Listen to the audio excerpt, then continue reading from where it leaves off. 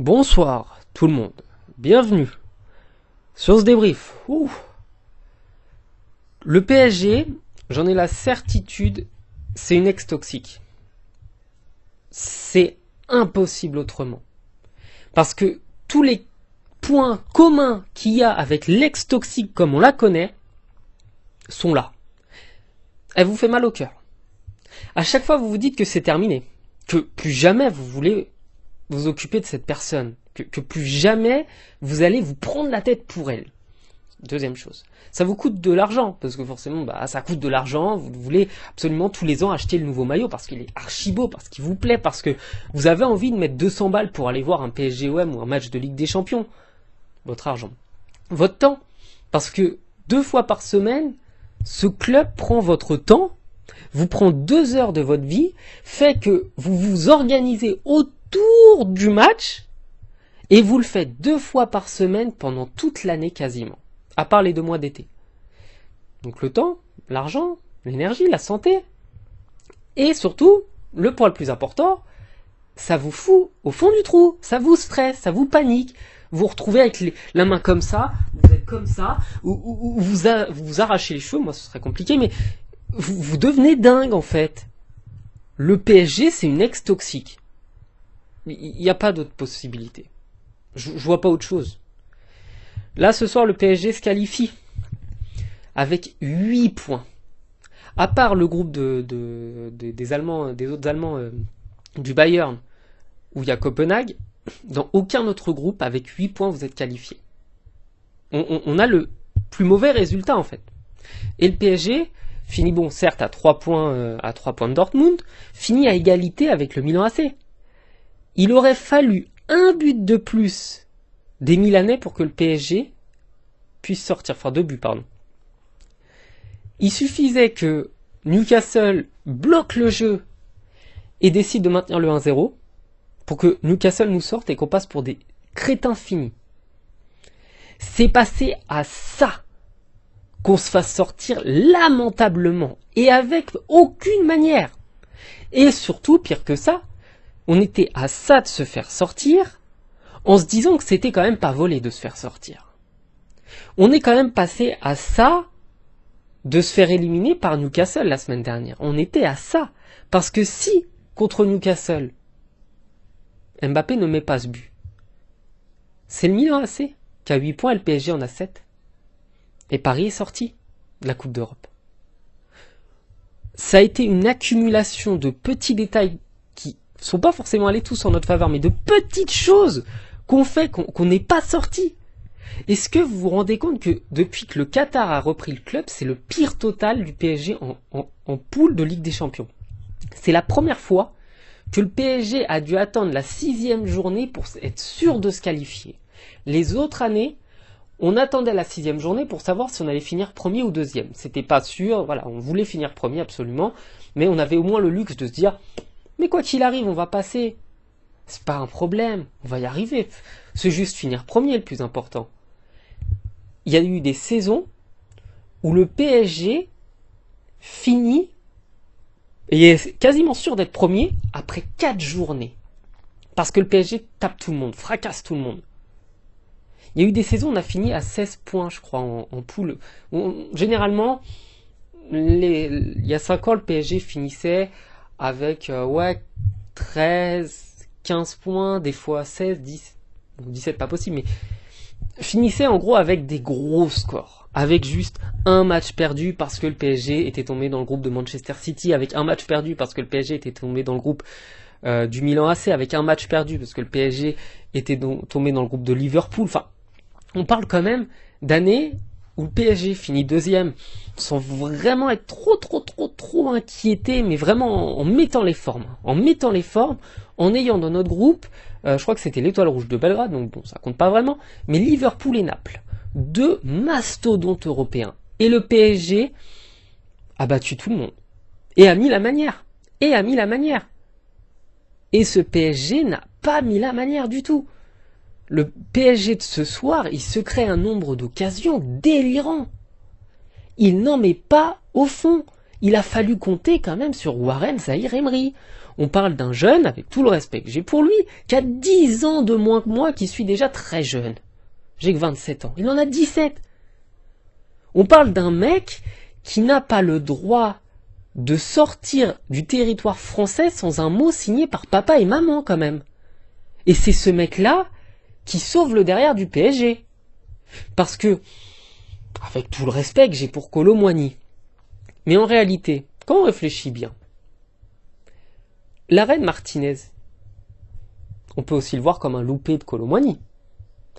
Je le voyais pas comme ça. Je le voyais comme un arrêt exceptionnel. Avec les loupés de Kolo Muani ce soir, qui est en face à face avec le gardien, je me dis que, en fait, c'est juste Kolo Muani qui loupe devant le but. Parce que Kolo Muani, comme je l'ai dit à mon ami Laurent, que je salue, qui regardera sûrement ce débrief, c'est le réalisme devant le but d'Edinson Cavani, sans la capacité de se créer des occasions et de revenir défendre. Parce que Cavani, je me rappelle que moi-même, j'étais énervé contre Cavani, qui n'arrêtait pas de vendanger devant le but. C'était catastrophique, c'était très pénible entre nous. Mais Cavani se créait 10 occasions par match. Il en mettait peut-être une, oui, mais il en créait 9 autres. Il les loupait, lamentablement, mais il en créait 9. Kolo Muani ne crée pas d'occasion, mais Kolo Muani les loupe. Donc il en a 2 par match, il les loupe. Barcola, ça va, rien à dire. Dembélé, le grand oublié, bravo de prendre des cartons débiles pour des contestations. Bravo garçon. Je dis pas qu'il aurait changé le match, non. Dembélé, pareil, n'est pas un grand attaquant devant le but. Mais ça aurait pu donner des options en plus, de la vitesse en plus, des choses, apporter juste un style différent. Là, le PSG, Barcola, il est pas mauvais, ça va. Mais le PSG, l'effectif, il est limite, Il est très limite, cet effectif. J'irais même plus loin, je dirais que par rapport au PSG 2016-2017, qui était vraiment... Enfin, le PSG de la remontada, le PSG qui a perdu contre le Barça dans ce match scandaleux. Mais dans ce PSG 2016-2017, là, dans notre effectif actuel, hormis Kylian Mbappé, personne ne rentre dans le 11 titulaire. Parce que on mettrait Mbappé à la place de Draxler. C'est évident. Personne ne rentre dans ce 11-là. Personne. Vous vous rendez compte qu'en quelques années, on est quand même passé là au milieu de terrain, de Verratti qui encore 2-3 ans était bon, un certain est souvent blessé mais bon, très très bon, et même quand il était mauvais en réalité il était au-dessus de la plupart des joueurs. On part de Verratti, on se retrouve avec Kang In Lee, relayeur, je ne sais pas vraiment ce qu'il fait comme poste, je connais pas son métier. Je connais pas. J'essaye de comprendre, ça fait une quinzaine de matchs qu'on le voit, je sais pas. Au moins, il a une qualité que Di Maria avait, c'est le pied droit. Aussi catastrophique que Di Maria, avec un petit bonus, c'est que Kang In Lee, il est capable d'aller chercher des touches sur des frappes. Parce que Di Maria, s'il loupait sa frappe du pied droit, il arrivait quand même plus ou moins à la mettre à 3-4 mètres des buts, c'était nul, mais on pouvait pas avoir de touche, donc là on pouvait pas mettre le danger sur l'adversaire. Que Kang In Lee, il a cette capacité, c'est que quand il frappe du pied droit, vous êtes quasiment sûr d'avoir une touche. Donc au pire, vous pouvez quand même continuer à mettre la pression sur l'adversaire. Ça c'est une bonne chose, franchement, j'ai beaucoup de respect pour ça. Sur les dernières années, on avait quand même Thiago Silva, lui aussi a foiré les grands bonsoirs, il a loupé les matchs où on l'attendait, mais on est quand même passé de Marquinhos qui était au top de sa forme, et Thiago Silva qui était quand même un sacré bonhomme, il y avait aussi Kimpembe qui était pas mauvais, on est passé de ça à quand même Skriniar, Skriniar et Marquinhos en pré-retraite. Parce que Skriniar, oui, il fait quand même des choses, il fait quand même des bonnes interceptions, des bons tags, heureusement en fait, c'est un petit peu son métier, il est peut-être peut-être, c'est ma théorie, ça, peut-être que je me trompe, mais peut-être que le fait qu'il soit payé peut-être 300-400 000 euros pour défendre, l'oblige, le contraint, il a une obligation contractuelle de défendre. Donc forcément, à un moment, quand vous êtes défenseur, vous avez un peu de chance d'arrêter des ballons, c'est comme Donnarumma. Donnarumma fait un match correct, mais en même temps, c'est son métier. Par contre, ce qui est pas normal, c'est d'avoir donné des buts contre Newcastle, grâce à qui on s'est mis dans la galère contre une équipe qui jouait pas. Tiens, Donnarumma. Grâce à qui on se fait sortir par le Real alors qu'on ne voit jamais se faire sortir. Tiens, Donnarumma. Grâce à qui on prend un but par Monaco qui n'a pas d'effet derrière, mais Donnarumma. Grâce à qui on prend un carton rouge contre Le Havre et on finit à 10 pendant 80 minutes. Oh, bah tiens, Donnarumma. Ce match de ce soir, je vais pas évidemment l'enfoncer, il a fait des bonnes choses. Mais c'est son métier. C'est son job. Et ouais. Donc on vient de pas me dire, il fait un grand match ce soir. Non, c'est son boulot, au mec. C'est son boulot. C'est son travail. Il est payé pour ça. Moi, j'ai un boulot où je suis payé pour faire des tâches. J'ai pas mon patron et mes supporters, je n'ai pas de supporters au boulot, qui vont venir me voir en disant waouh, incroyable, tu n'as pas foutu le bordel dans le service, mais waouh, personne fait ça. Alors on va pas fantasmer sur un goal parce que il a fait un match correct dans sa vie. Oui, du coup, voilà, ça aussi. Bon, il n'était pas là, Navas, à ce moment-là, mais on passe quand même de Navas à Donnarumma. On passe de Ramos à Skriniar. On passe de Nuno Mendes à Hernandez. On passe de Verratti à Kangin ou même à Ugarte. Hein. Franchement, on peut les mettre dans le même panier. On passe de Di Maria à Dembélé ou Barcola. Et on passe soit de Cavani, si on veut un avant-centre, soit de Neymar, si on veut un joueur monstrueux, à Kolo Muani. Et si on veut même aller encore plus loin et être encore plus méchant, on passe aussi de Barcola ou Dembélé, enfin de Messi, pardon, à Barcola ou Dembélé. Alors certes, Messi s'en foutait du PSG. Mais même en s'en foutant, le mec, il était capable de débloquer la situation. Et là, le pire, c'est que les mecs sont concernés, les mecs sont motivés, ça se voyait. Ils avaient la rage, ils avaient envie de gagner. Et même comme ça, ils sont moins bons que Lionel Messi qui n'était pas dans un grand soir. C'est vous dire. C'est vous dire d'où on part quand même. Donc là, waouh, déjà 12 minutes. Là, miracle, le PSG ne se fait pas éliminer. Mais merde à la fin. Regardez bien le niveau des équipes qu'on avait en face. Et dites-moi à quel moment il y en a une des 4 qui peut gagner la Coupe d'Europe. Personne. Personne ne peut gagner la Coupe d'Europe dans ce groupe. Dortmund, ils finissent premier, franchement, ça va être le pactole pour les seconds. Le Milan AC joue correctement, ça va, ils ont quand même une faculté à revenir, à être menés, à revenir, à égaliser, à marquer, à gagner.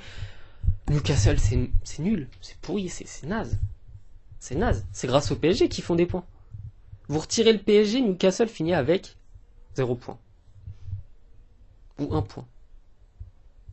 Faut se poser des questions. Et donc, dans les prochains matchs, là j'ai le classement, le PSG pourra du coup jouer contre Barcelone, ça s'est joué à peu de choses, donc ça pourrait être marrant, hein, un PSG-Barça, j'ai envie qu'on les explose, mais on n'a pas l'effectif pour. Manchester City, je pense que ça va tomber sur ça, généralement on joue soit Manchester City, soit le Barça, soit Chelsea, mais là il n'y a pas de Chelsea, donc voilà, ça va être eux. Ça serait un carnage, faut pas qu'on joue contre eux. Ensuite, Dortmund, on peut pas les jouer. Il y a l'Atlético Madrid, ça peut le faire. Je suis un peu moins inquiet que les autres, mais bon, ça peut le faire. Comme dirait les bronzés font du ski, sur un malentendu, ça peut passer. Ensuite, il y a la Real Sociedad. Alors là, si on tombe sur eux, on a vraiment du bol pour le coup, parce que j'avais pas trop envie de jouer l'Inter. Il y a le Real de Madrid. Ah bah ça aussi c'est un classique, mais bon là, on jouera forcément à 12 contre 11, donc ça va être compliqué. Ensuite, il y a Arsenal. Faut pas jouer contre eux parce que je pense qu'on va se faire défoncer. Et il y a le Bayern de Munich, faut absolument pas les jouer. Donc ce qui fait que sur tout ça, le PSG, il y a deux équipes pour lesquelles si on les prend, ça peut aller. 5 équipes, si on les prend, on est mort. Bon, je sais pas si vous aimez bien jouer à la roulette russe, mais lancez une pièce ou mettez une seule balle dans un pistolet. Enfin pas un pistolet, non, un revolver. Mettez une seule balle dans le revolver, vous tournez le truc et puis vous regardez si vous tirez une balle en pleine tête. Sauf que là, le PSG, je pense que on joue à la roulette russe avec un magnum. Il y a une balle dans le barillet, quoi qu'il arrive, elle finira dans notre tête. Je parle d'un ballon de foot, hein, attention, la modération de YouTube. Ah là là là là. Du coup, j'ai même pas parlé du match, mais je crois qu'on s'en fout en fait. Je m'en fous. Voilà. M'en fous des matchs. Voilà. Bon, on espère que le PSG évidemment fera quelque chose de bien. Je vous dis donc à dans 2-3 mois pour l'élimination, pour le débrief de l'élimination. Je serai particulièrement énervé. Et je vous souhaite une bonne soirée. Ciao.